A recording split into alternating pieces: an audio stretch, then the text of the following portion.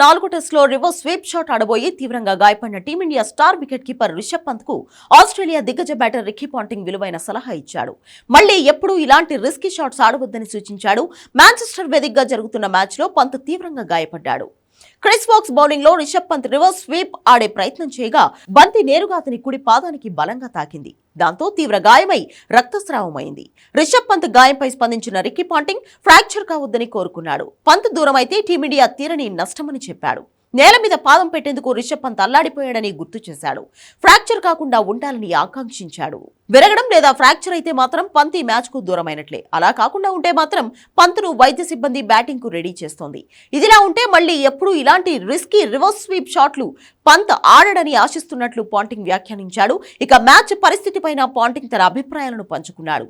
Shardul Thakur మెరుగ్గానే batting చేశాడని, కానీ పంత్ క్రీజులో ఉంటే ప్రత్యర్థి ఆటగాళ్లపై ఒత్తిడి ఉంటుందన్నాడు.